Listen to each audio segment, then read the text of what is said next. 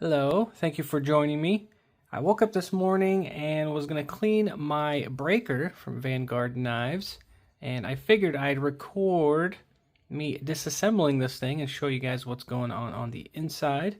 And I have been using it for the past week and a half, and it's doing a great job. Fits very well in pocket, really no issues other than beating up the pocket clip a little bit. And I gotta say, I'm surprised that I didn't put any major scratches on the blade just yet.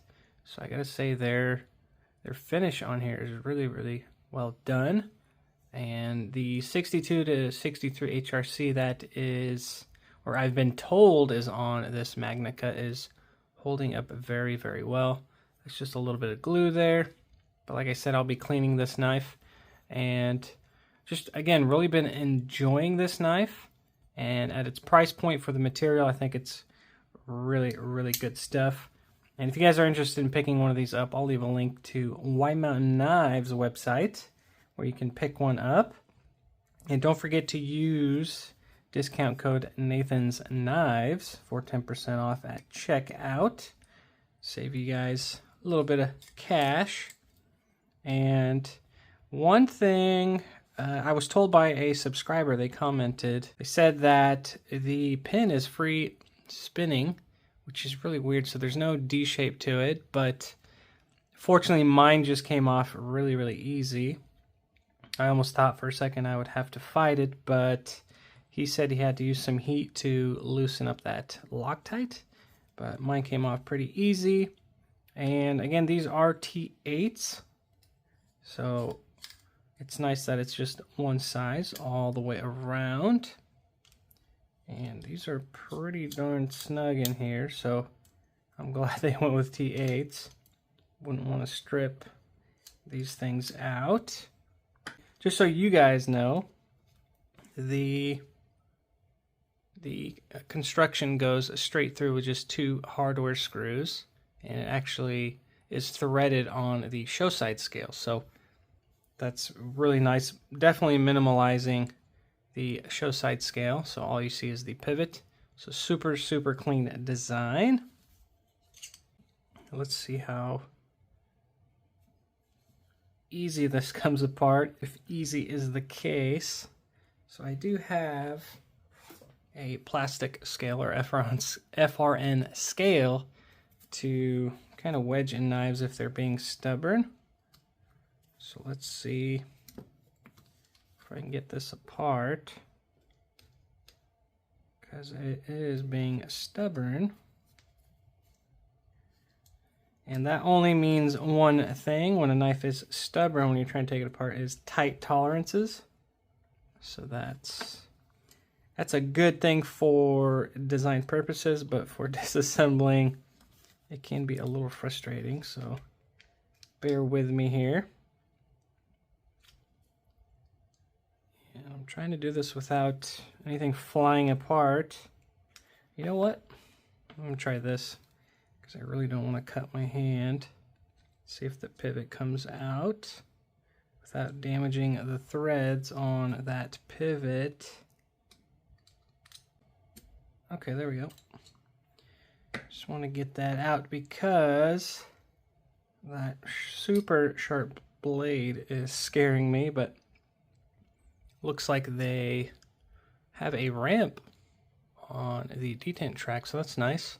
Explains the really good action, and the bearings are actually recessed into the blade tang, or it's got a little pocket for the bearings. So we have brass caged ceramic ball bearings. That's nice. I don't have any skiff bearings, so I will not be doing that. I still haven't, the only set I've bought is for my 80-20.5, and that's really the only knife I have those in. But maybe I should pick some up. I don't have any lying around like Lefty EDC, so we will, maybe later on down the road I'll pick some up. But okay, so some screws are falling out.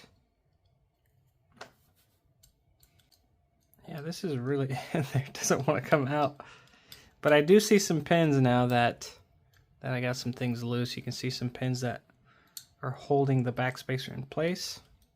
I believe they're called guide pins, but there we go. There's our stop pin.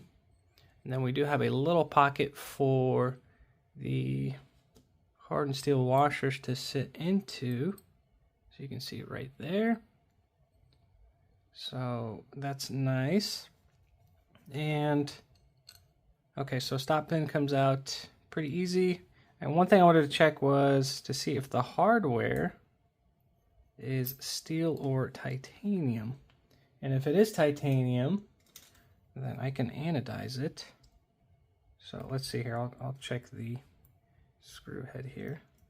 Okay, so not magnetic, that's a good sign. And then, okay, so the body screws are titanium as well.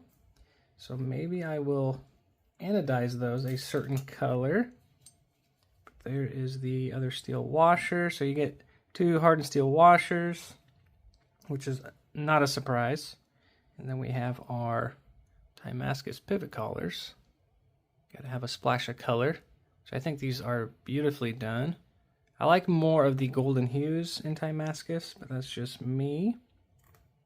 So you have the stop pin, 2 body screws. Here is the show side, the underside. Really nice pockets to reduce weight. So it's really nice, really done well around the edges, the chamfering. And I do like the faux pivot collar. It's a nice little touch, just a cool little detail. And then we have our backspacer, which, yeah, so okay, so those guide pins are actually really tight tolerances, but there's those. I think they come out. Well, this one came out. Okay, got that one. I was a little bit more stubborn, but here's the backspacer. It's a nice chunk of titanium. No pockets to lighten it, but I don't think it's that big of a deal.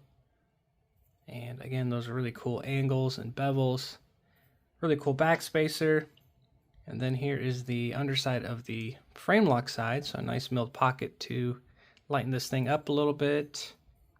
You have that groove for your thumb to create that space so you have easy access to the frame lock. Obviously a steel insert, ceramic ball.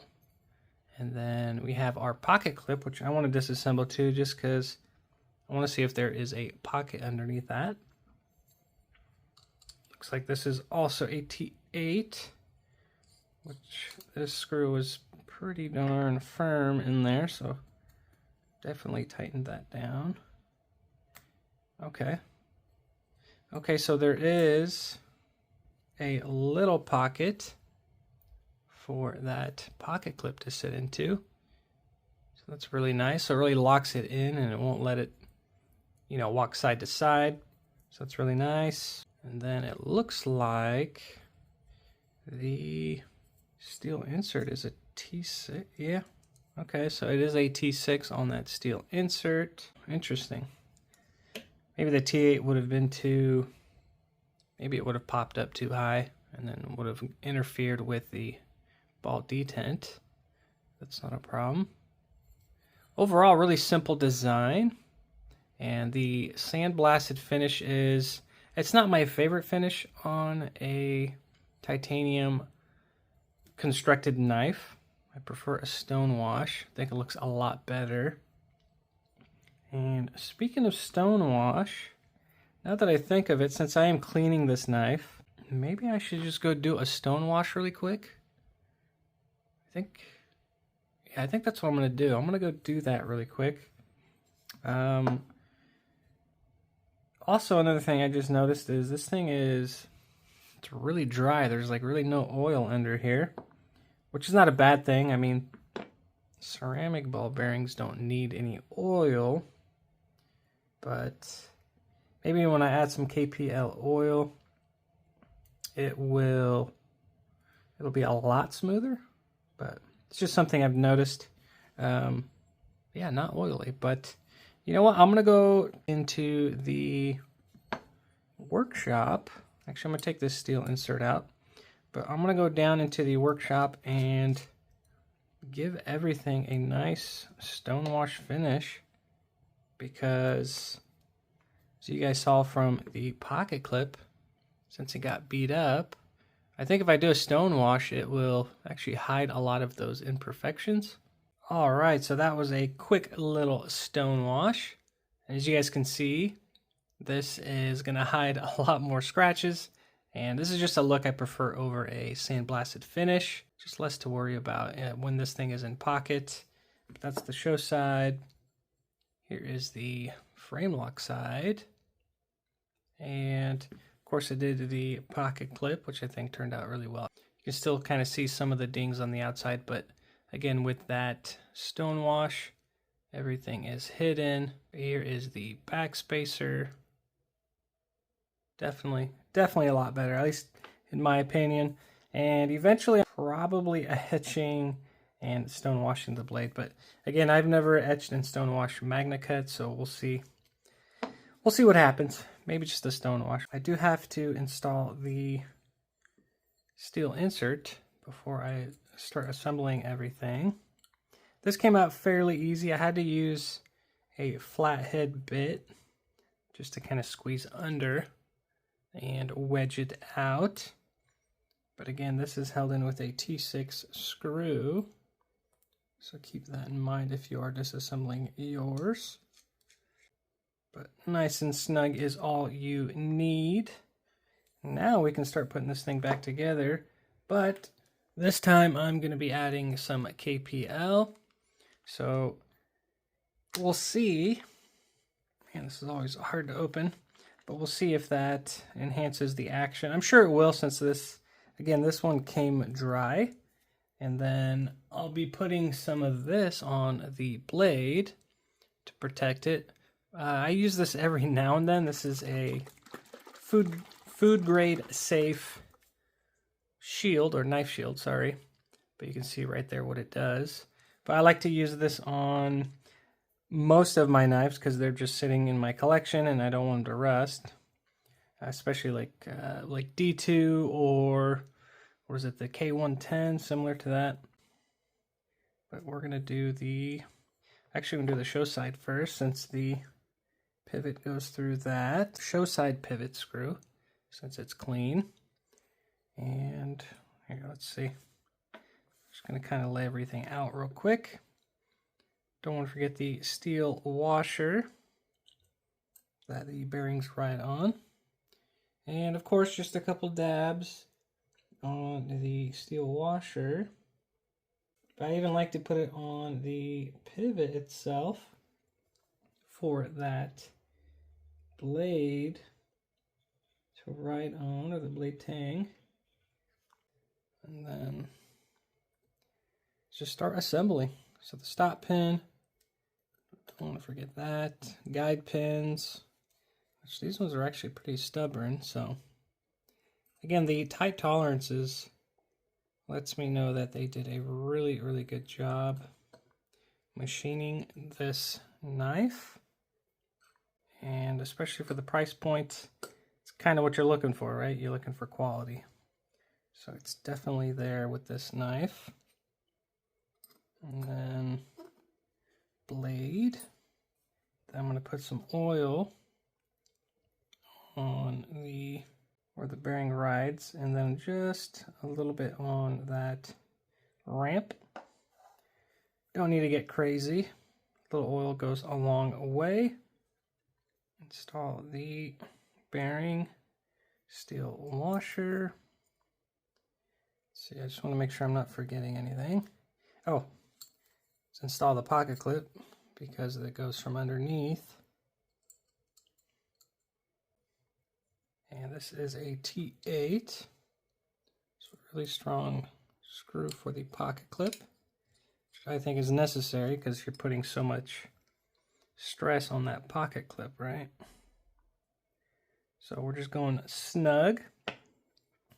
And I think that's it. Yeah, because we just have the body screws and the pivot. And I like to install, or when I'm reassembling the blade, I like to kind of put this at a 90. So that the that the frame lock actually pushes against the blade and kind of guides everything, instead of you putting it all the way out and then the frame lock engages and then you're fighting that. So It's just something I do, and it makes life a lot easier when installing the scale back onto the knife. See right there, didn't have to fight much. And since this is free spinning, what I'm gonna have to do is just go as snug as I can. And then once I get the body screws, I can close the blade and then use my thumb as pressure, or to put some pressure on the pivot so it doesn't free spin. So obviously I want the pivot pin to tighten. So what I'm going to do is slowly close the blade so I don't scratch the edge. But we're going to tighten the body screws. Again, just go nice and snug. Since this is threaded into the titanium, you don't want to go too crazy, because if you strip that, then, well, you're pretty much not in a good situation. So I'm going to put some pressure here with my finger on the opposite side of this pivot, and I'll be able to feel if it spins, but again, I'm just going snug, and I just want to make sure that it's centered, which it is. I'm going to see if I can go just a little more. Okay, there it is, perfectly centered, all buttoned up. And since we put that oil, let's see if there's a difference. Okay, yeah, okay, big difference. That's actually really, really smooth. Let me make sure there's no blade play.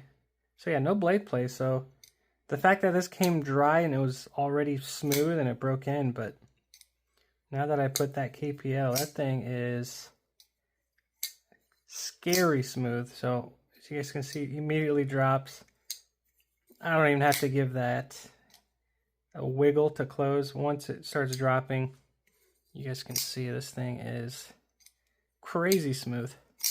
Yeah, like I said earlier in the video, I've just been really enjoying this knife and wanted to give it a good clean and also get a sneak peek of what's going on the inside. And I hope you guys enjoy this video, since you get to see what's going on the inside as well. But let me get that residue off. Usually I use the lacquer thinner in my garage or in the shop to clean any glue residue. Nice and clean. And one thing I like about the knife shield, not only the fact that it's food safe, but it's a quick little simple, I'll just show you the directions, but shake well, apply 2 to sprays per side, and then let it sit for 10 to 20 seconds and then wipe off the extra. So that's what I'm going to do. So just a quick little spray. Actually, you know what? I'm going to spray it on here. And then I'm just going to kind of give it a quick little wipe, since that bottle when I had that bottle new, it sprayed really nice, but now it's kind of streaming out, so maybe I got to look into that. But I'm just going to apply it with my finger, and then obviously I will just edit the waiting time out, and then we'll get back to it after that. Alright, it's been about 30 seconds, so I'll just use a towel from the workshop, clean this off. I honestly don't think it needs this, but I know it won't hurt. Plus, it'll make it look brand spanking new. But there it is. That's all it takes to apply that KPL blade, or knife shield, sorry. But really, really pretty stuff. I'm surprised I haven't put any scratches into this blade after cutting some cardboard, which had some staples. Maybe I was just lucky and I avoided those staples. But really happy with this knife. And again, if you guys are interested, links down below at White Mountain Knives. And really quick, I did want to mention, I did notice that they did like a high polish in the finger groove here, the finger hole for deployment. So They definitely put a lot of work into this blade, and I can really appreciate that. But there it is, you guys, the Vanguard Knives Breaker Disassembly. So I hope you guys got some good information out of this video, and cannot wait to customize this thing. But as always, you guys, thank you for watching. I really appreciate the support, and I will see you on the next one.